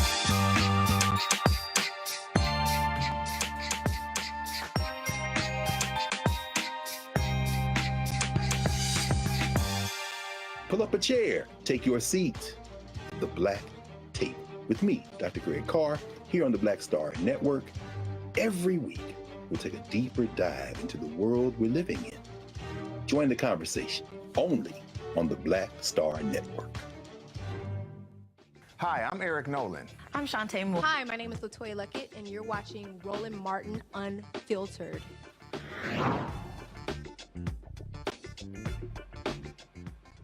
A federal judge grants the Black News Channel permission to borrow $1.6 million from its previous financier, Sal Khan. The organization will use the funds to pay vendors and a few staff members while it searches for a new buyer. Last month, the network closed its doors, filed for bankruptcy, and laid off hundreds of employees. Now, Roland did a masterclass on that. I don't think I can top that, so I ain't gonna even try. But what I do want to say about that is I hope that all of the energy that people put into, I didn't even know it was the Black News Channel, I'm just hearing about this and this, that, and the other, and we need more Black news and woo, woo, woo, all that energy, if they do manage to salvage it, which is what this whole arrangement is about, is they're trying to shop the network around. Apparently there is interest in buying it. I hope that y'all bring that energy back to watching it, because it wasn't nobody watching it. That was the problem. But you always can continue to watch and support the Black Star Network and Roland Martin Unfiltered, because we here. We not off the air, okay? And we in the building, all right? But bills are paid, staff is paid, and we're gonna go ahead and go on to the next story. The sentencing of 3 men convicted of violating Ahmaud Arbery's civil rights when they murdered him is set for late summer. Travis McMichael and William Roddy Bryan will be sentenced on August 1st. Gregory McMichael will be sentenced 7 days later. The 3 men chased, cornered, and shot Arbery while he was jogging in a South Georgia neighborhood in 2020. I'm going to go to the panel just real quick on the story because, you know, one of the things that was really interesting about the sentencing, right, was that that Ahmaud Arbery's family, they were against the original plea deal because they wanted as harsh conditions as possible, justifiably so. I would too. I would be like, fry them if I were them. And so they really did not want to see them serve what they consider to be easier time at federal prison first. So I don't know. And Dr. Carr, I'm just curious if you would happen to know the answer to this. Would the judge on their own volition be able to determine where the time is served first? Or do you think that in this kind of case, they probably would adhere to the family's wishes and take that into account with sentencing? I'm not sure off the top of my head, Reese, but I think that, I mean, judges have wide latitude. I'm not sure that the Department of Corrections wouldn't step in. And there's probably a kind of pro forma schedule of where folks who are convicted of these types of offenses are sentenced. But, you know, to what you raise, it's difficult because going back to the first story you covered in Florida, one of the fundamental challenges we have is gaining a better understanding of the system we live in. To even expect that the Department of Justice should prosecute and that somehow there will be more justice dispensed if a plea deal wasn't arranged, I think that kind of bespeaks a faith in a system. Now, I don't want to say a faith, that's too strong. A belief that somehow a systemic approach is more corrective than the one that was being pursued by the people who work inside the system. I mean, it's a helpless dilemma. And let's just say you put them in the worst conditions possible. That's still not going to bring young Ahmaud Arbery back. So, yeah, but I do think the judges have wide discretion in this regard. So we'll just have to see where they first serve their sentence. Yeah, definitely. Well, the good news, I consider it to be good news, is they're going to be in jail for a long ass time. So whatever the situation may be, they're going to end up in jail. Crystal, your quick reaction to the sentencing news that we're hearing about. Well, I hope that they, you know, get the longest sentence possible. And I just want, you know, the viewers to not forget that, you know, this plea deal was not even widely publicized. This was something that was really kind of secretive in that the family was really outright and forthcoming and pushing this into the forefront. And the question that's so frustrating about this whole sentencing in this case is, how were they even given a plea deal? How? In what courtroom in America would they be even given the opportunity to plea out something so egregious, so vile in this kind of, you know, case and instance? And so, you know, the whole courtroom, the prosecution, the, you know, attorneys, the defense attorneys, all of them have some level of guilt on their hands when it comes to the handling of this case, only because there have been, you know, cause of activism, the family who has been very, you know, paying upfront and paying attention and really keeping, you know, the media abreast of what's happening. Are we now seeing, you know, this sentencing and what's going to happen with it? But I absolutely believe and hope that these three men get the toughest sentence possible for this senseless killing. And ultimately, as Dr. Carr stated, it does not bring Ahmaud Arbery back, but it does, you know, allow folks to sleep a little bit easier knowing that you cannot just run around shooting and killing innocent Black bodies in this country and getting to walk away and plea your way out of a case like this. Definitely, I completely agree with you. But I will say, I think to the credit of the prosecution, they did get a conviction, which I think with Black folks, regardless of the evidence, regardless of open and shut case, we just saw with the young boy, that's misinformation, a video that we could see with our own eyes. We still hold our breath in these cases, and sometimes they don't end up in, a lot of times actually, they don't end up in conviction. So I think it was important that the family of Ahmaud Arbery got the conviction in court that they were looking for. To your point, Crystal, they did not want the plea deal. But I also think that, you know, like I said, I did just say that they're going to be in jail no matter what. But Dr. Rock, I do think it's important because you don't always get the state conviction. And so you do have to sometimes rely on these federal charges. So do you expect that the sentencing will set the tone or kind of, you know, send a warning shot to people that regardless of what happens at the state level, you will be held accountable at the federal level if you violate civil rights the way that they did for Ahmaud Arbery? Yeah, Reese, I think that's an important question, but I don't have a lot of faith in the system, right? And I'm going to tell you why. First of all, I hope that after August, this brings some kind of peace to the family, right? And because they've consistently, you know, advocated, kept this memory alive because after this tragic murder. So one of the things I want to highlight is in terms of the system, Reese, is they almost got away with it. Yeah. Right? I think that's one of the things that's really important. They nearly got away with it. And if there wasn't more attention brought regionally in the state of Georgia and also nationally, that they would have gotten away with it. This travesty, this murder. So, like I said, first of all, I hope that it brings the family peace. But for me, justice is that we don't have any conversations about stories like this anymore, right? Because this is very easy. It could be me or someone else I care about or someone else that we read about.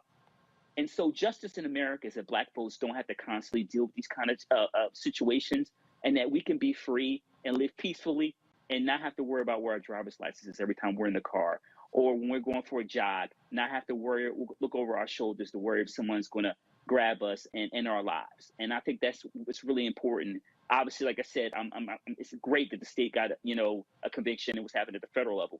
But more than anything, Black people deserve peace and joy and need to live their lives peacefully.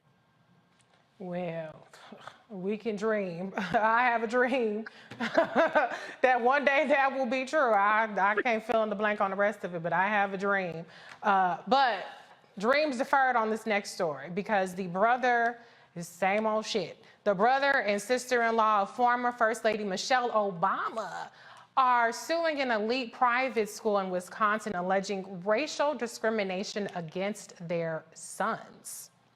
Craig and Kelly Robinson say the University School of Milwaukee expelled their sons after the couple raised concerns about the treatment of students of color.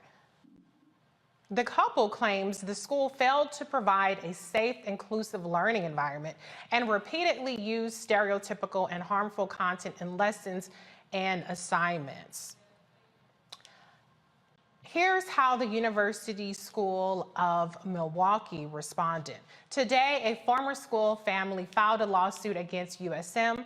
The lawsuit alleges that the school's decision to non-renew the enrollment of the family's 2 children constituted an effort to retaliate against the family for raising concerns about the treatment of students of color and underrepresented students. The former school family has also been in contact with media to discuss their legal case. We regard highly the privacy and confidentiality of our community members, and we cannot comment on the specifics of matters involving threatened or pending litigation. However, we can tell you that USM's enrollment decisions had nothing to do with complaints of inequity or discrimination, and we intend to vigorously defend the school against any claim to the contrary. Since going public, more families have corroborated the Robinsons' claim of discriminatory practices by the school. Okay, now, here's the thing. I don't believe a damn word they said, because if you are treating the kids of the former First Lady's brother-in-law like that, oh, you for damn sure treating the Black kids and the underrepresented kids who don't have any power like crap at that school. You're definitely doing stuff you ain't got no business doing. Because I ain't throwing no shade. I'm not trying to say nothing to cast aspersions on the character, but I don't know Craig and Kelly Robinson to be really like picking up picket signs and out there marching and Black Lives Matter. Maybe they did it and I missed it, I don't know. But they don't really seem like the kind of people that's really trying to push the envelope too far. They probably just wanted their kids to go to school in an inclusive environment. That's my speculation.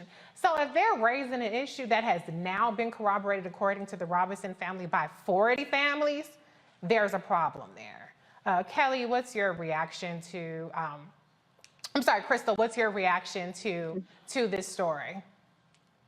Well, I think that they are using their means and their access to, privilege and political office to highlight this discrimination case. And that's what it sounds like it is. And the fact that 40 other families have corroborated this, then they're not singled out. They're not, asking for special treatment based upon their political affiliation, based upon their political, their political affiliation with the former president of the United States. And so I think that, any family who has experienced any form of discrimination by any university, any institution, are well within their rights to sue and pursue legal action. And that seems that that's what this case is about, and that's what they're doing.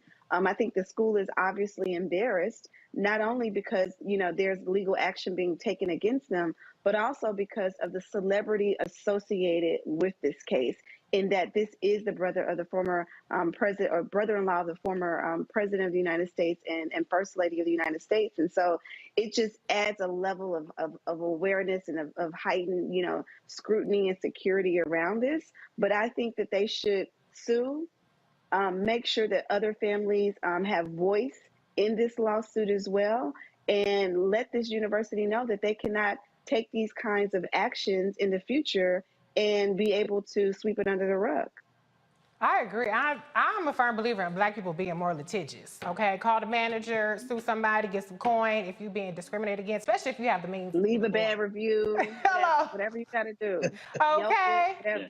All of that. Better Business Bureau, whatever it is you got to do to spread the word, do that, okay? But Dr. Carr, what is your take, though? I mean, several of the families just took their kids out of the school.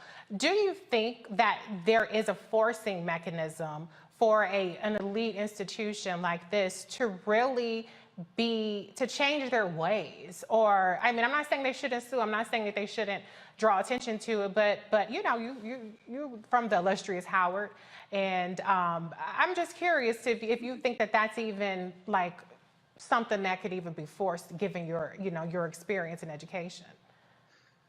Oh man, Reese, that's a hell of a question. We just wrapped for the semester at the law school this week. My last class was last night, and we actually talked about First Amendment rights and protections in schools. And ironically, the two institutions where you find fewer constitutional guarantees are schools and prisons. There's a lot more leeway given to prison superintendents and to school principals and attendants when it comes to children.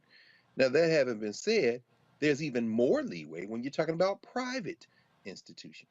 So no, there's no incentive for the University School of Milwaukee to do anything. I mean, they're in Wisconsin, after all, where the white nationalist party is running rampant over the law and in the legislature. This might actually heighten their reputation. If you look at their website, I didn't see but one Black person, and he was an alum. You got about 1,000 students there. It costs $30,000 a year to go to school there.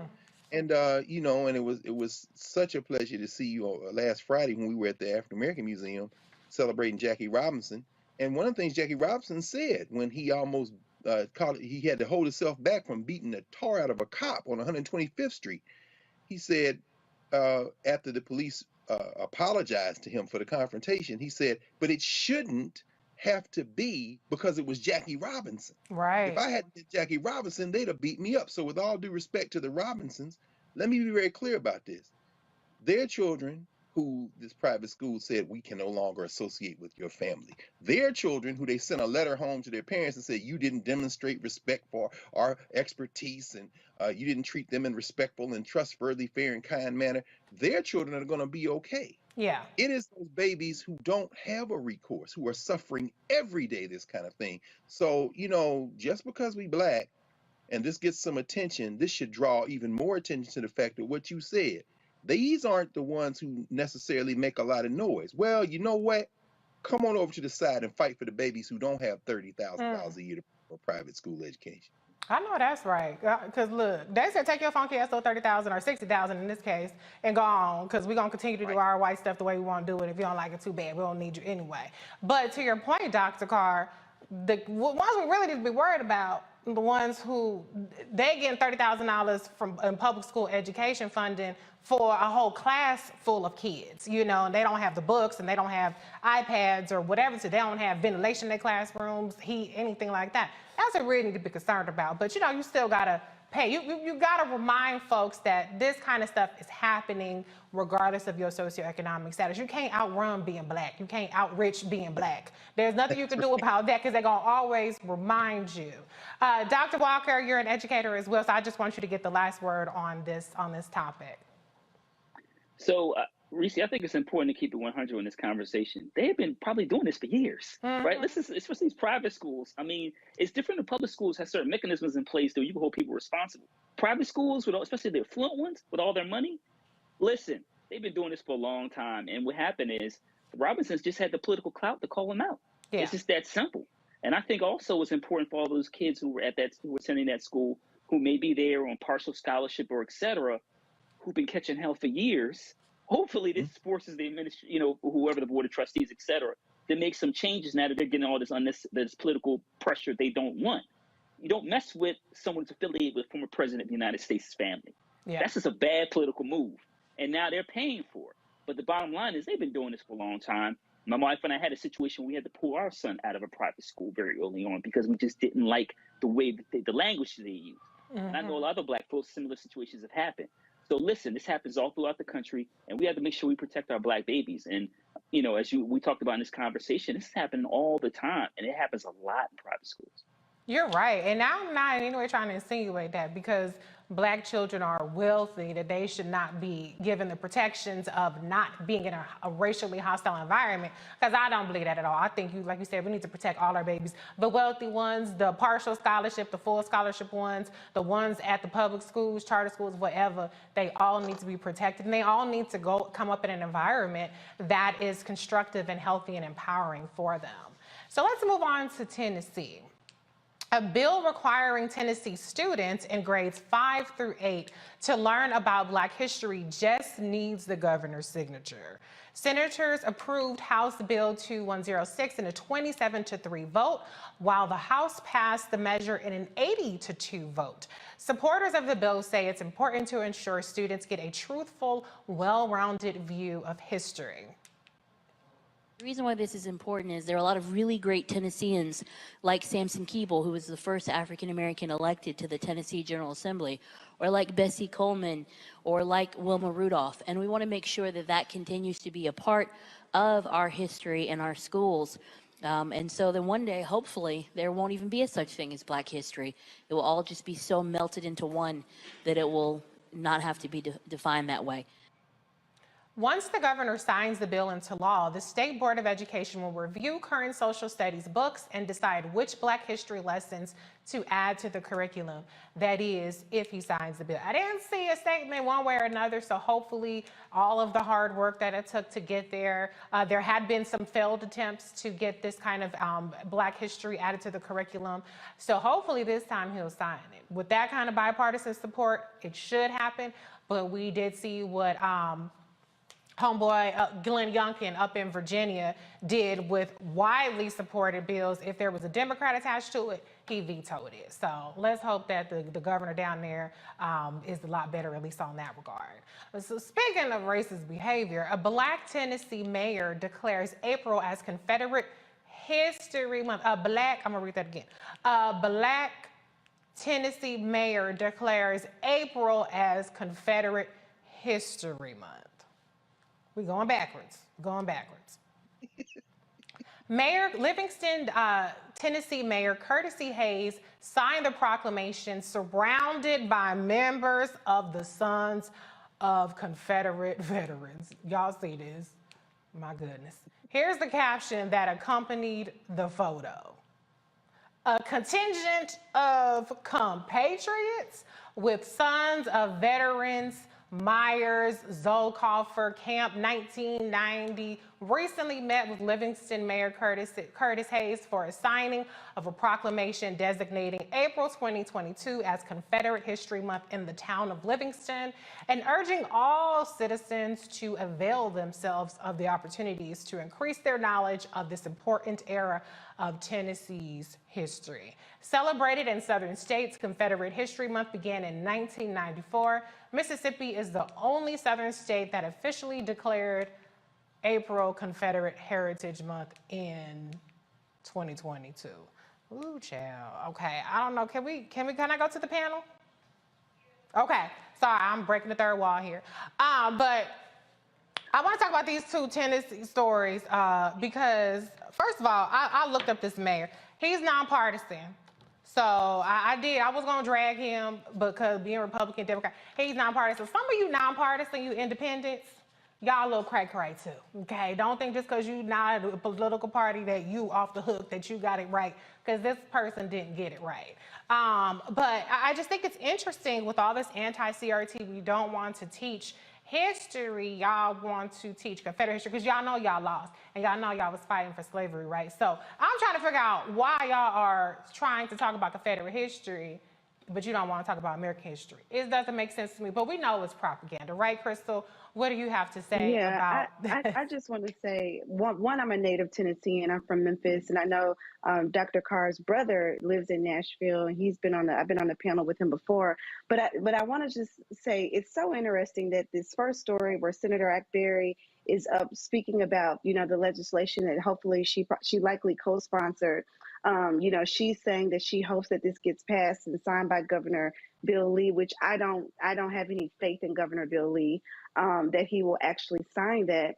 So we have, this conversation about Black history on one hand, and then we have this other conversation where a Black mayor of a small town in Tennessee is essentially, I think we need to check and see if he was drugged. We need to check and see if he was given some kind of sedative to actually produce that proclamation, because I just don't believe that any person in their right mind would do that with all of those kinds of white supremacists standing behind him, draped in a Confederate flag. So my first question is, was the brother drugged?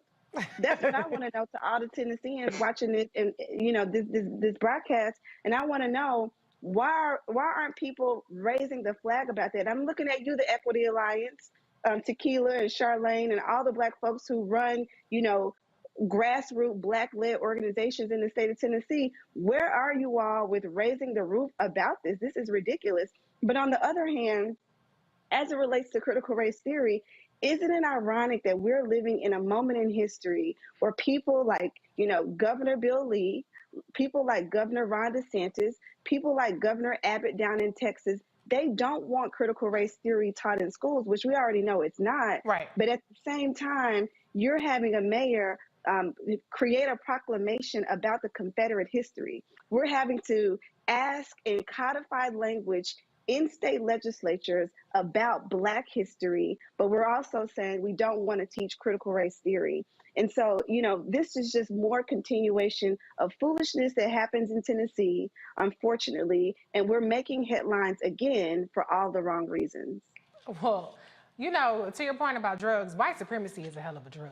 And it don't have to be sniffed or snorted or you don't need a needle, nothing. You just look for it. That's it. But, it's giving me Clay and Bigsby, because, that image, but Clay and Bigsby was at least blind. He didn't see that he was a Black man. You were a Black man doing this kind of stuff. So that's very, very weird. Dr. Carr, you have roots in Tennessee as well. What's your reaction to both of these stories? I think it's very American. I'd like to congratulate Curtis Hayes Jr. The drug that he is high on is called America. And I hated the sister to say that one day we might not need Black History Month. I mean, that's obviously absurd, but it's based on a fundamental misunderstanding of where we are in this settler state. And it's common to have that understanding, that misunderstanding. The Confederate States of America were traitors to the United States of America. And so, wait, they weren't. Because after the war, their land was returned to them. That's where Black people got sold out in places like South Carolina and Mississippi. They are allowed, they're still allowed to celebrate their traitorous act as an act of patriotism. That's why the governor of Mississippi, Tate Reeves, with that bad Dollar General store mop on his head, was able to declare that the whole state Confederate celebration. And as you say, Crystal, I mean, we know that Memphis is black as hell. And where I'm from, Nashville is black enough for the white nationalists and the Tennessee legislature to try to slice and dice to continue this minority rule so they can make Tennessee the latest state in the South to join the ranks of Rhodesia and apartheid South Africa. But where this boy is from, Curtis Hayes Jr., is halfway between Nashville and Knoxville. And I got family up in them hills near Silver Point and all that kind of stuff. Curtis Hayes lives in a city where it's about 4,000 people, and all but maybe 1 or 2% are black. And talk about black history. Listen, there are two types of ways to approach multicultural education. One is called infusion. That's the Tennessee bill. And Lee might sign it. Why? Because if you understand education, you understand that signing a bill to mandate teaching doesn't translate into it being taught. Right. You see, standards don't translate into what happens in the classroom. The other way to do it is the independent standalone courses. And see, that's a different kind of war. So actually, Curtis Hayes would fit perfectly in executing that bill. Why? He is able to trace in that little town of Livingston, Tennessee, his great-great-great-grandmother who was formerly enslaved and is celebrated in that little town in Black history. He has won Black History Awards. He was the first Black Livingston Police Department, member of the police department. He was the first Black sheriff, deputy sheriff. He married a white woman. He is an ultimate success. We just had a story about Craig Robinson, right? But anyway, the point is this. What does assimilation look like? Yeah. Assimilation, thy name is Curtis Hayes. Well, Dr. Walker, you got to follow that. Sorry. What's your comment? Reese, I want to think about one of our great rhymers of all time, Chuck D, when it once said, "Every brother ain't a brother," and that's pretty much for me summarizes. I mean, beyond the fact that was he drugged or not, where are his folks at to say don't do this? Yeah, that's the real question. Where are his people to say, listen, don't do this. This is a bad look. This photo, people will see this photo for forever, and that long after you're gone. And in terms of this, what's that happened in Tennessee in terms of signing this Black History bill? It's interesting because some of the same states are finding, talking about everything is in CRT. I always feel like even if the bill is signed, somehow it's been voided because we say we can't talk about this because it's CRT and not Black history. Yeah. Right? It's just this weird contradiction in terms of what Dr. Carr talked about. And when it relates to race and how this United States, this country understands it, because it's either black or white. It's not nuances in terms of race. So I don't know. Tennessee is getting like, where I'm in Florida and losing his mind and doing things that don't make any sense. So like I said, but no shout out to the folks who didn't tell their brother not to sign that bill. His people didn't sit down and had a conversation with him. But hopefully he gets. I don't know if he gets invited to summertime. He may not even get invited to the picnic. So. Yeah, like you said, where are his people at? Maybe his people need to be talked. They need to find the people for those people too, because maybe all y'all crazy. Because something is definitely not clicking over there. He was drugged. I'm convinced he was drugged. I'm convinced. Crystal is giving him the benefit of the doubt. That man was drugged. No Christmas dinner for him. Well, see, it's just because this man been the mayor of that little town since 2006. He was 31 years old. Yeah. He was raised in a majority white. In other words, this raises the deeper question. What does it mean, if anything, to be Black? I don't even know. If we don't have a common definition, we can't get mad at him. He was groomed to do exactly what he's doing. He's a signing pen for the Confederate States of America. He was groomed for that. I'm embarrassed today for the state of Tennessee. I'm embarrassed. Well, we're going to focus on the positive. The positive is got a little song, maybe Black history. But to Dr. Carr and to Dr. Walker's point, I mean, it's the first step, right? There has to go through this long review where parents get to give input into what they think should be included, yada, yada, yada. So it's years away from being implemented. But I do appreciate, because I think it's hard being a legislator, particularly a Black legislator in these red states that are really, and a lot of activists will say that they're not red per se, they're just under tapped into, in terms of really, exciting the electorate. You have people like Gary Chambers that's running, and he laid out the receipts in terms of the electorate and what it can look like if Black folks voted. So I think, it's hard to be up against so much, but they still try to do things like that. So I'm going to salute the legislators who got this version passed. It may not be, you know, Black Panther, fist held up high type of, you know, education, but it'll be more than what they had before. So keep working at it, and that's great. And can I just say one more thing, Reese? Dr. Carr, I'm going to talk to Ramesh about doing away with Black history. We were going to always need Black history, but I know Senator Akberry, and so I'll just remind her about that language and how it's not helpful. But I understand why she, you know, put this legislation forward. But the doing away with Black history, we're going to always we always need Black history, more of it. Appreciate you, sis. I agree. I know you are. I know you are.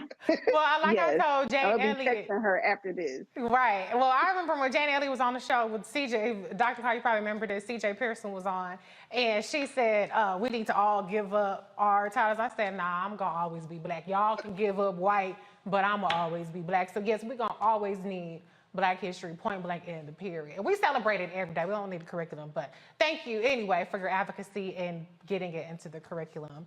Senator Akbari. You're watching Roland Martin Unfiltered on the Black Star Network. We'll be right back.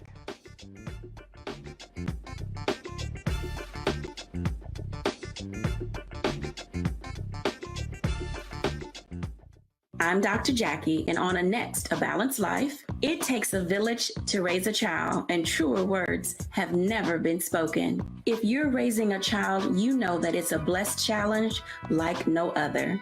Even more so if your child has a disability. We'll talk to parents and our expert panelists about the best way forward for your child to help you maintain your own sanity on a next, A Balanced Life with Dr. Jackie on Black Star Network. We're all impacted by the culture, whether we know it or not. From politics to music and entertainment, it's a huge part of our lives, and we're going to talk about it every day right here on The Culture with me, Faraji Muhammad, only on the Black Star Network. I'm Angie Stone. Hi, I'm Teresa Griffin. Oh, Roland. Hey, Roland, I am so disappointed that you are not here, first of all. Where's our dance? It's like we get a dance in every time I see you. And so now you're not here for me to dance with, sir. You and your ascot. I need it. I need that in my life right now. Okay, I love you, Roland. What's up? I'm Lance Gross, and you're watching Roland Martin Unfiltered.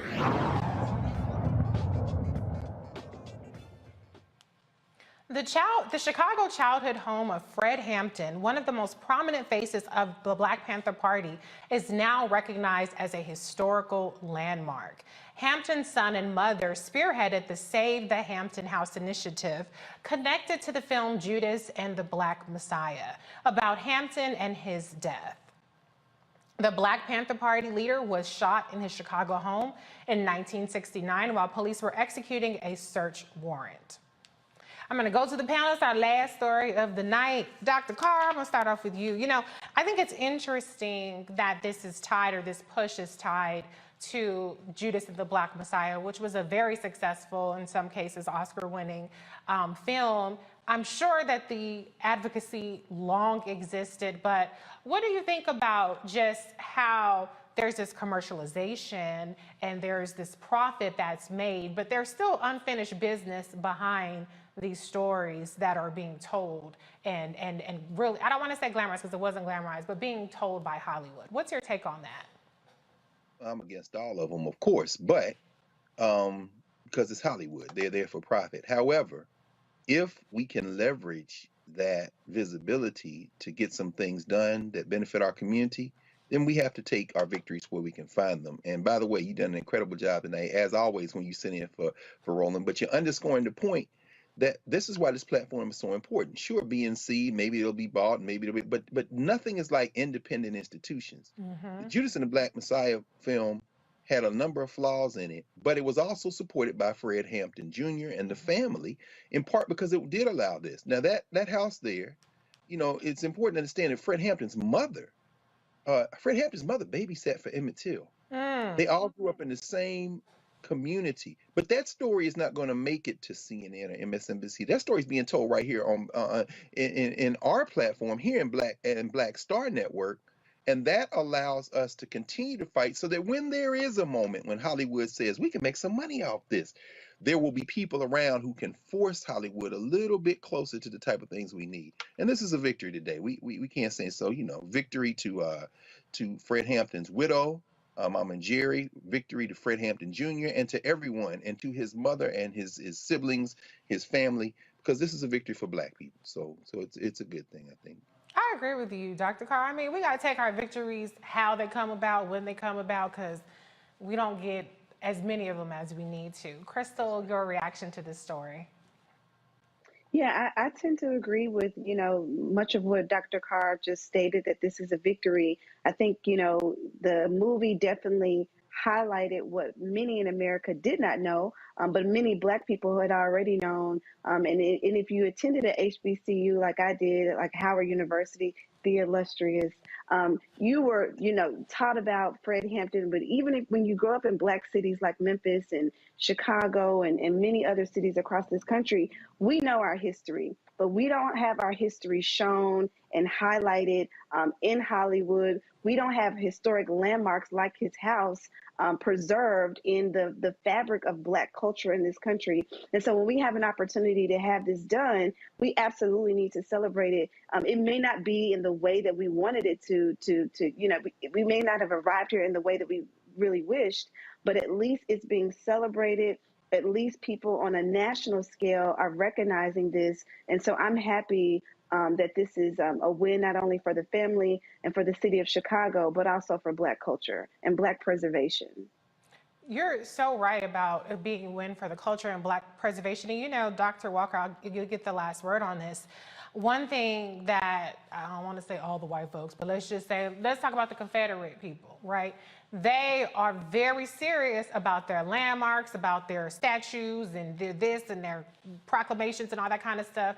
And I believe we are too, but we don't always get that institutional support from the various systems, whether it's the city, the government, or whoever, to mark these important landmarks and these historic figures outside of what we can consume on TV. So can you just talk a little bit and close us out about the importance of just landmarks generally and how we really need more of them that are preserving our culture, as Crystal just said?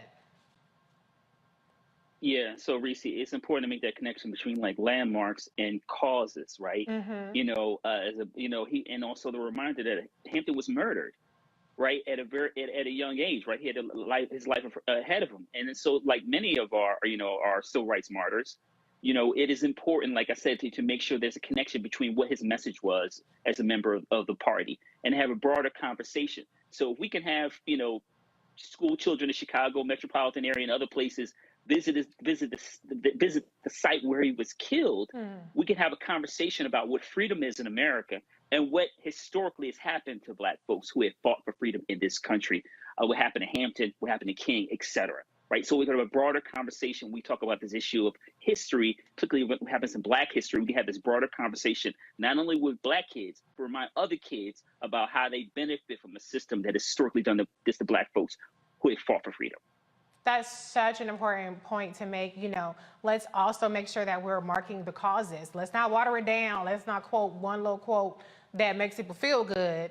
Let's make sure that we continue to recognize the whole of what, like you said, our civil rights martyrs and our historic figures and even current day civil rights activists are fighting for. So with that said, that does it for us here at Roland Martin Unfiltered. I want to thank my panel, Dr. Larry J. Walker, Dr. Greg Carr, and Crystal Knight. A big thank you to you for joining us here on Roland Martin Unfiltered, streaming on the Black Star Network. If you haven't done it yet, download the Black Star Network on all of your devices. You can download it on your iPhone, your Apple TV, Android TV, Roku, Fire TV, Xbox One, and Samsung Smart TV. And as I said in the little promo video, the video quality is impeccable because y'all be complaining about, oh, it looks like this on whatever. Go ahead, download the Black Star Network, and now you can get the high quality video. If you would like to support us so we can continue bringing you the stories that matter to us, us, you can donate. For the address, if you want to send a check, some of y'all still sending checks, money orders. Maybe, I don't know if you can do checks, but do a money order. P.O. Box 57196, Washington, D.C. 20037-0196, or Cash App. Pay attention to the graphics. Don't get it wrong. There's some scammers out there trying to get your money. It's not going to Roland if it doesn't have these specific things on it. So Cash App is $RM Unfiltered, PayPal Roland Martin Unfiltered, Venmo RM Unfiltered, Zelle Roland at RolandSMartin.com. Okay? I am Reese Colbert. Roland will be back tomorrow. Have a great night. Holla!